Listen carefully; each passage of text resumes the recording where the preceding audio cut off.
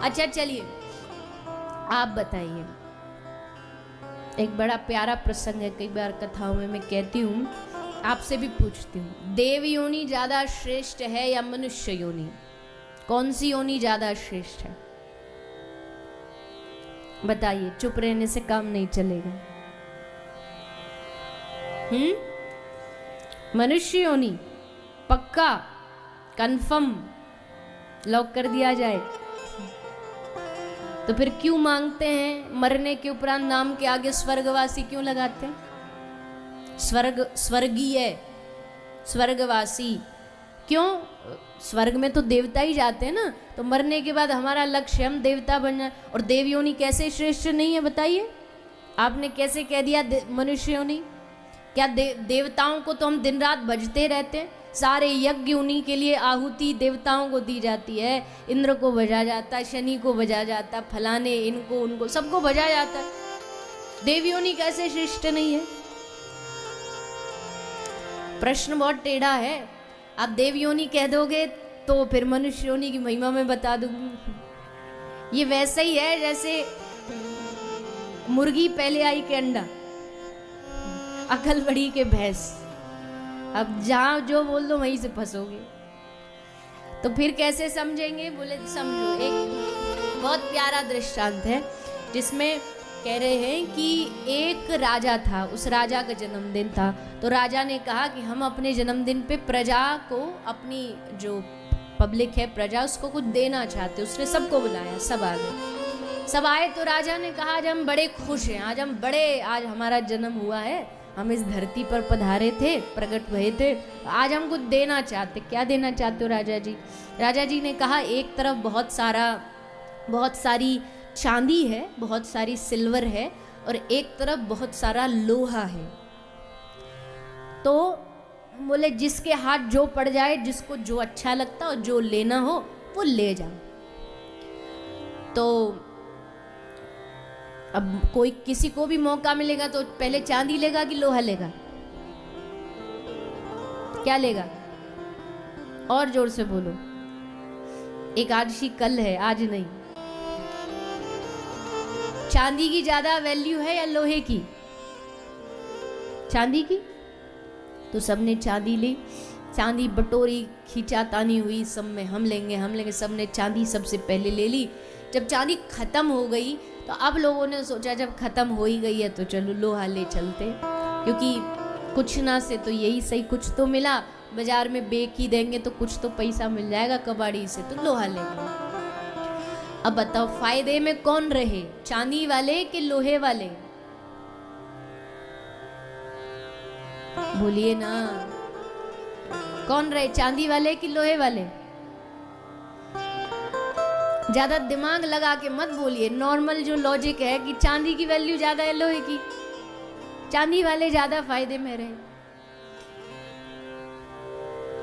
लेकिन अब आता कहानी में ट्विस्ट। और ट्विस्ट क्या है? सब लोग चांदी ले गए, लोहा ले गए। फिर राजा जी ने अगले दिन एक और घोषणा की, और घोषणा में क्या कहा? राजा जी ने घोषणा में कहा कि जी भैया, हमको अभी अभी अपने खजाने में से एक पारसमणि मिली है। पारसमणि जानते हैं ना क्या करती है? लोहे को सोना बना देती है। राजा जी ने कहा हमको पारसमणि मिली है, जिसके पास भी हो लोहा वो लेके आ जाओ। अब बताओ चांदी वाले फायदे में रहे या लोहे वाले? कहानी आई समझ में? यही उत्तर है, देव योनि ज्यादा श्रेष्ठ है या मानव योनि? श्रेष्ठ तो देव योनि ही है। देवताओं के पास बल है, पराक्रम है, शक्ति है, संकल्प है। जैसे लोहा और चांदी में अगर कंपैरिजन किया जाए तो सिल्वर ज्यादा वैल्यूबल है कंपेयर टू कोई भी अलग धातु। तो देव योनि ज्यादा श्रेष्ठ थी। मानव देव योनि है चांदी और मानव योनि है लोहा।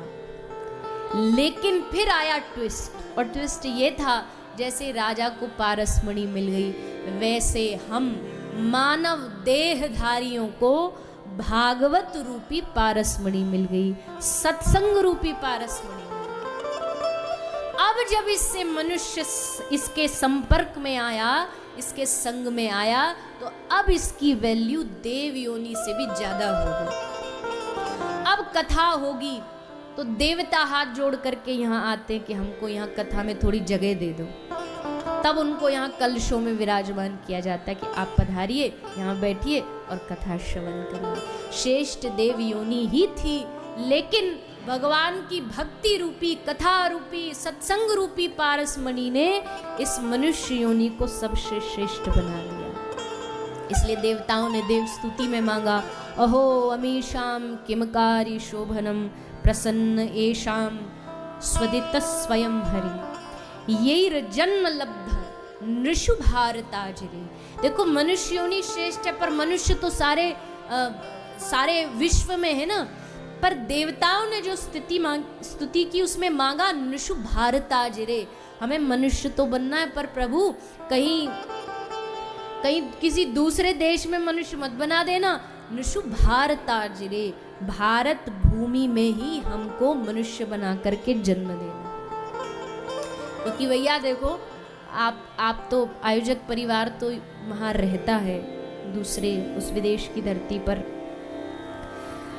हमको भी भागवत जी की यात्रा लेकर के सारा विश्व में अलग अलग जगह जाने का मौका मिलता है, बहुत स्थानों पर जाने का मिलता है, प्राप्त होता है।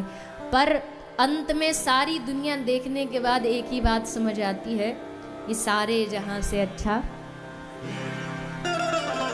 बोलो ना एक ताकत से बोलो, हिंदुस्तान। ये कोई हमारा घमंड नहीं है, इसको कोई घमंड ना सोचे। ये हमें गर्व है, और वो गर्व भी इसलिए है क्योंकि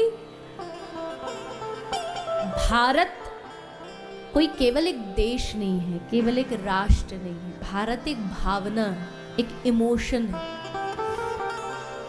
भारतीय जो होते हैं ना, वो अपने देश से इमोशंस के साथ जुड़े होते, भावनाओं के साथ जुड़े। भावना नहीं होती तो बताओ, दुनिया का कोई देश अपने देश को माँ कहता है? भारत कहता है। हाँ, कुछ कमियां भी होती हैं, ऐसा नहीं कि केवल जय जय जय जय में हम कमियां भूल जाएं। कमियां भी हैं और उनको ठीक करना हमारा कर्तव्य भी है। वो हमें ध्यान रखना चाहिए कि अगर भगवान ने हमें इतने सुंदर पवित्र देश राष्ट्र में जन्म दिया है, तो हम उस राष्ट्र की गरिमा को बनाए रखें, इस राष्ट्र की पवित्रता को, शुद्धता को, स्वच्छता को बनाए रखें। कुछ बाहर से सीखने को मिलता तो उसको सीखना भी चाहिए, उसमें भी शर्म नहीं करनी चाहिए।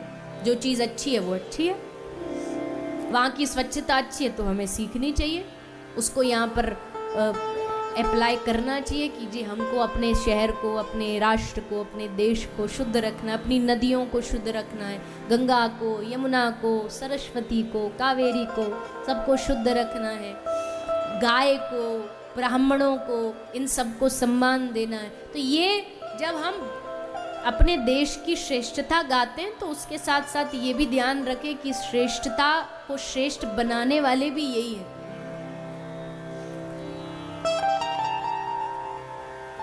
तो श्री